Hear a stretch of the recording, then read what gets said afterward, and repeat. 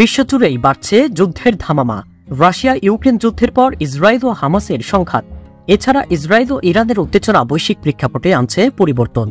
যুদ্ধের জেরে বিশ্বজুড়ে বেড়েছে সামরিক ব্যয়, যা অতীতের সব রেকর্ড ছাড়িয়ে গেছে। 2023 সালে সামরিক খাতে ব্যয় পৌঁছেছে $2.4 ট্রিলিয়ন মার্কিন ডলারে, যা পৃথিবীর ইতিহাসের সর্বোচ্চ।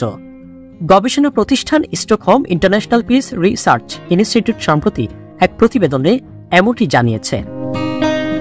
সামরিক ব্যয় বিশ্ব কত ব্যয় করেছে তা 1949 সাল থেকে মনিটরিং করে আসছে Stockholm international piece research institute.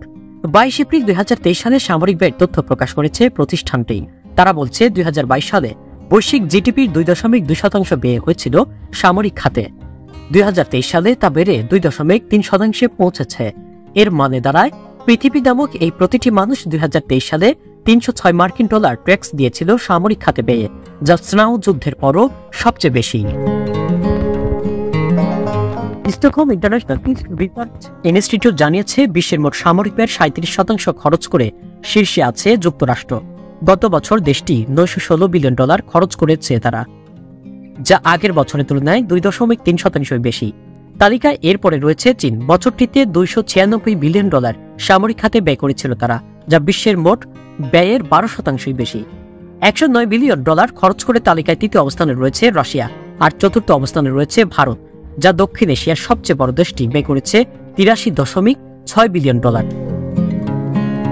Ukraine রাশিয়ার যুদ্ধের জেরে সামরিক জোট ন্যাটো দেশগুলো তাদের সামরিক ব্যয় বাড়িয়েছে। 2022 সালের তুলনায় গত বছর ন্যাটো ব্যয় বাড়িয়েছে 16%। বছরটিতে জোটভুক্ত দেশগুলো ব্যয় করেছে $588 বিলিয়ন।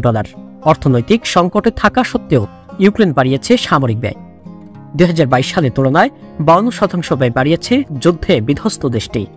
2023 সালে $64.8 বিলিয়ন খরচ করেছে তারা। দেশ দেশান্তর 24 আন্তর্জাতিক ডেস্ক।